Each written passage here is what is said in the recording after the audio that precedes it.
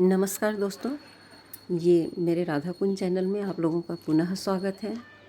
और मैं सरसों खली की खाद पर आज बात करने वाली हूँ। मैंने जो सरसों खली भिगा करके रखी थी 3 दिन से पहले से, तो आज उसका हम इसमें इस्तेमाल करके देखेंगे कि मैं कैसे इस्तेमाल करती हूँ। तो ये रहा मेरा 3 दिन का भीगा हुआ सरसों की खली, जो कि एज इट इज़ है। अभी मैंने उसको मिलाया नहीं है, मतलब हिला करके नहीं रखी हूँ। ये कुछ इस तरह से दिखता है। ये 2-3 लीटर पानी में मैं लगभग 250 ग्राम सरसों की खली मिला के रखी थी, जो कि अब पूरी तरह से इसमें डिज़ोल्व हो गया है। और अच्छे से हम इसको मिला लेंगे पहले। उसके बाद देख रहे हैं कि मैं यहाँ एक 20 लीटर के बकेट में पानी रखी हुई हूँ सादा, तो उसमें से इसमें और 2-3 मग डाल करके हम इसको पूरा 10 लीटर का पहले बना लेंगे। ये 10 लीटर की बाल्टी है दोस्तों। इस तरह से हम इसको और डाइल्यूट कर लेंगे, और उसके बाद भी और इसको हम ज़्यादा पानी में फिर एक एक मग मिला करके फिर मैं अपने सारे पौधों में दूंगी। इस तरह से ये तैयार हो गया। इसको फिर से एक बार हिला मिला लें और ये एक बिल्कुल पतला लिक्विड बन जाएगा। ये दाने के रूप में या इसका कोई बैठा हुआ भाग जो होता है दानेदार, वो हमको पौधे में नहीं देना है। इसको फिर से हम इस जो पानी है ज़्यादा, इसमें फिर से अब यहाँ पे मेरे पास लगभग ये अच्छी तरह से मिल गया है। इसके बाद मैं इसको बड़े बकेट के पानी में इसको मिलाऊंगी, जिसमें कि लगभग मतलब 10 से 12 लीटर पानी है। 20 तो नहीं है, पर 12-13 लीटर है। तो ये हम इसमें पूरा एक मग मिला देंगे और उसको अच्छी तरह से फिर से हिला करके हम इसको पतला कर लेंगे। आप देख पा रहे हैं कि मैं ये कितना पतला पानी यूज़ कर रही हूँ। इस बिल्कुल भी गाढ़ा नहीं है उसके घोल के जैसे, और ना ही इसमें कोई पार्टिकल्स हैं। अब इसको मैं अपने सारे पौधों में दे दूँगी और अच्छे से दे दूँगी। इसको कम देने की ज़रूरत नहीं है, वैसे भी मैं इसको बहुत पतला कर चुकी हूँ, तो ये कोई नुकसान नहीं करेगा। अब हम इसके न्यूट्रिएंट्स की जहाँ पर बात करते हैं सरसों की खली की, तो दोस्तों इसमें NPK प्राकृतिक रूप से रहता है।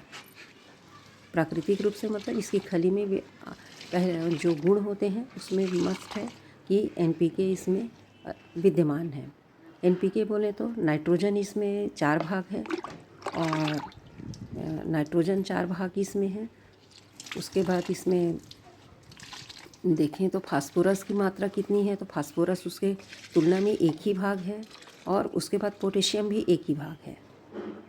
और इसको मिलाने के बाद हम सबसे पहले इसको पौधों की जड़ों में देंगे, पत्तों में नहीं देंगे।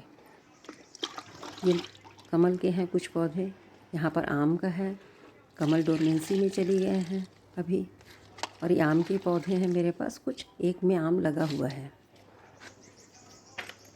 ये देखिए। तो इसमें भी मैं दूंगी। ये अपने मैं सारे फलदार फूलदार जितने भी पौधे हैं, सिर्फ अडेनियम में नहीं दूंगी। अडेनियम में इस लिक्विड को नहीं देना है। तो मैं बात कर रही थी कि इस लिक्विड में या सरसों की खली में NPK जो है प्राकृतिक रूप से है, और इसकी मात्रा 4:1 और 1 के अनुपात में है। तो 4 भाग नाइट्रोजन जो होता है हमारे पौधों की ग्रोथ के लिए हो जाता है। इससे पौधे हमारे बहुत हेल्दी हो जाते हैं। आप देख रहे हैं कि मैं इसको अपनी सब्जियों में भी दे रही हूँ, लीफी वेजिटेबल में। और इस तरह से नाइट्रोजन से हमारे पौधे बहुत हेल्दी और स्वस्थ होते हैं। प्लस फास्फोरस जो होता है वह उसके जड़ों को मजबूत करता है, जड़ों के लिए बेनिफिशियल होता है। और जहाँ पर पोटेशियम की बात करें तो पोटेशियम हमारे फूलों के लिए बहुत अच्छा है, फूल और फल के लिए। ये मैं अपने सारे परमानेंट पौधे और जो सीजनल हैं सभी में मैं इनको दूंगी। जैसा कि मैं बताई कि सिर्फ अडेनियम में मैं इसको नहीं दूंगी। बाकी ये मेरे सारे देख रहे हैं आप, बोगनविलिया का प्लांट है। ये प्रूनिंग कर दी थी, उसके बाद देखिए कितना सुंदर निकला है। ये मैंने लहसुन लगा रखी है, और ये जितने यूफोरबिया के हैं अलग अलग, उनमें भी डाल दे रही हूँ। ये सभी के लिए बहुत ही गुणकारी और लाभकारी है। ये देखिए, ये सारे बोगनविलिया में मैं इसको दे दूँगी। इनको मुझे गुड़ाई करनी थी, मिट्टी को थोड़ा हल्का करना था, उसके बाद देना था, पर कुछ में गुड़ाई हो पाई है, कुछ में नहीं हो पाया है। फिर भी चलो, लिक्विड खाद है, इसको मिट्टी बहुत अच्छे से ऑब्जर्व कर लेंगे। ये देखिए, ये सारे पीछे आप देख पा रहे हैं, ये सारे मेरे कमल के टब हैं जो पूरी तरह से डोरमेट हो गए हैं। इन पे मैं फरवरी में काम करूँगी, जब धूप अच्छे से निकलेगा, मौसम थोड़ा गर्म हो जाएगा। ये गेंदा है, यहाँ पर अमरूद का भी प्लांट है, ये इसकी भी ठीक ठाक करनी है। एक गलत समय पे मैं इसको प्रूनिंग कर ली थी, पत्ते सूख रहे थे तो फिर अब इसको गुड़ाई करके इसकी मिट्टी को एनर्जी देना है। ये एक बोगनविलिया का प्लांट है, महारा वैरायटी है। ये चीकू का है, चीकू में भी दे दिया मैंने। मैं बता रही हूँ ना, सारे फलदार और फूलदार पौधों में इसको हमें बेझिझक दे देना है। ये सारे पौधों के लिए गुणकारी है। यहाँ भी एक महारा वैरायटी का है, ये बोगनविलिया पुराना है बहुत। ये गुलाब है, गुलाब में भी मैं दे रही हूँ, सारे गुलाब में भी इसको मैं दूंगी, अपने जितने पौधे हैं मेरे पास। और फिर से भिगा करके मैं इसको और रख दूंगी यदि कम पड़ता है तो। इनको सारे अपने गुड़हल के प्लांट में भी दूंगी दोस्तों, जो कि नीचे हैं। ये रही धनिया की मेरी, पालक और लाल भाजी भी लगा रखी हूँ मैं, लीफी वेजिटेबल उसमें भी दी हूँ। इसको भी देख करके दे रही हूँ। पत्ती में ऊपर से डाल दूँगी तो ख़राब होने की संभावना है अगर कुछ कण रुक गए तो इस तरह से मेरा ये धनिया का है।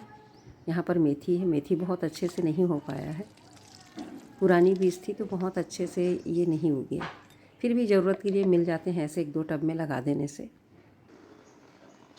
ये देखिए दोस्तों, एक गेंदा का है और नीचे जेड के छोटे छोटे प्लांट मैंने कटिंग्स लगा रखी है।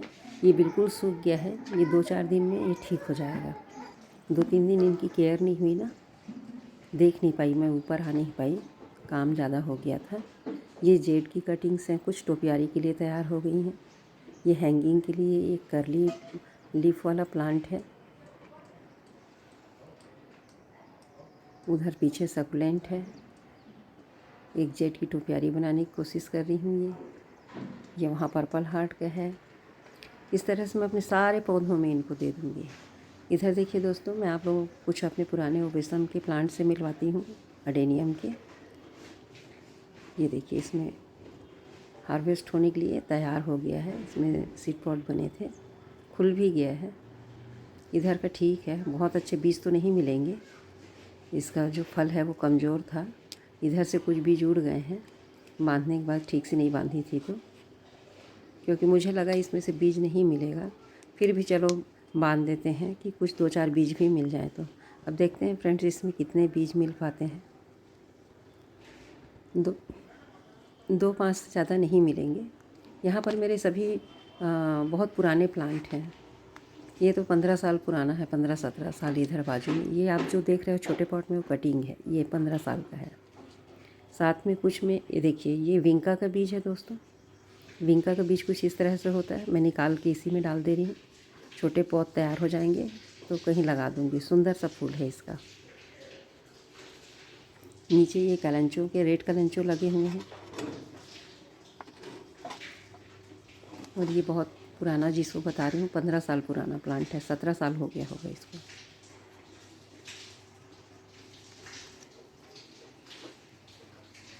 ये हैं ओबेसम के जो बहुत मल्टी ब्रांचेस वाले हैं। ये सब तैयार किए हुए पौधे हैं, अपनी बीज से मैंने जो तैयार किए हैं वो हैं। बहुत सारे तो बीज हम बहुत प्लांट क्या करना है, ये इतनी ग्राफ्टिंग का मन नहीं होता था पहले, जानकारी भी नहीं थी, यहाँ पे प्लांट भी उपलब्ध नहीं होते थे, ऑनलाइन का भी नहीं पता था, तो ये बहुत सारे हम पौधे बांट देते थे, बीज से पौधे तैयार करके बांट भी देते थे, कुछ रख भी लेते थे। ये मेरी पुरानी जो कहना चाहिए संग्रह में से एक प्लांट है ओबेसम का, जो बहुत ही पुराना है, लेकिन कॉडेक्स इसका बहुत बड़ा नहीं हुआ है, क्योंकि पहले मैं इसको बहुत जल्दी रिपोर्टिंग नहीं करती थी, कुछ व्यस्तता की वजह से, कुछ जानकारी के अभाव की वजह से। उसके बाद भी मेरे प्लांट अच्छे चले, बाकायदा फ्लावरिंग करते हैं बहुत अच्छे से, शुरू से बस इसमें मैं जनरल खाद पानी देते रहती हूँ, सामान्य जो सभी पौधों को देती थी, वर्मी कंपोस्ट, नीम की खली, है ना, बोन मील, ये सब इनको देती हूँ रोज प्लांट के साथ में इन सारों को। ये सब मेरे बहुत पुराने प्लांट हैं दोस्तों, और बहुत ज़्यादा मैं कॉडेक्स बढ़ाने के लिए हर साल रिपोर्टिंग करके इनको बहुत बढ़ा करके नहीं रखी हूँ। किसी को कभी 3 साल में रिपोर्ट किया तो किसी को 4 साल में, कभी कोई पॉट को तोड़ दिया तब किया, ऐसे मेरे पास चल रहे हैं। मैंने 2001 से एडेनियम की शुरुआत की थी, तो 1-2 पौधे ला कर के शुरू किए थे मैंने। 1-2 मतलब एक लाया फिर एक लाया, ऐसे करते शुरुआत हुई थी। जो 2008 के आते तक मेरे पास 2007 के अंत तक मेरे पास 10 पौधे थे। उन 10 के बाद 2008 से लेकर के 2017 तक ये ब्रेकिंग उसमें चले गए, ब्रेकिंग टाइम में। तब मैं अपने बच्चों के कैरियर के लिए थोड़ा सा बिजी हो गई थी, उनके साथ दौड़ भाग करने में, उनका साथ दे रही थी। हाँ, इसके बाद भी मुझे कहीं जाने को मिलता था तो मैं एक न एक एडेनियम का प्लांट वहाँ से परचेज़ करके ले आती थी, और ला करके उनको यूं ही मिट्टी और जो भी उपलब्ध होता था दोस्तों उसमें मैं रख देती हूँ, लगा देती थी। मतलब बहुत ज़्यादा मैं मिट्टी सॉइल मीडिया पे मतलब केयर नहीं की हूँ। जो भी सादा मिट्टी मेरे पास उपलब्ध होता था उसमें रेत मिला करके ये लगा देती थी। ये रेगिस्तानी पौधा है, डेजर्ट रोज़ है, इसको ज़्यादा मिट्टी, प्योर मिट्टी में नहीं लगाना है। उसके बाद भी उस 10 प्लांट में से मेरे पास आज भी मेरे पास 5 प्लांट हैं। एक कटिंग के बाद बचा है, ख़राब हो गया था तो उसको सेव कर ली थी, और बाकी तो नहीं बचा पाई, फिर कभी उस पर बात करेंगे। तो दोस्तों इस तरह से कुछ मेरा पुराना ओविसम का सेक्शन है, इस तरह से रखा हुआ है, और भी उस तरफ रखे हुए हैं, लेकिन ये मेरे बहुत पुराने हैं।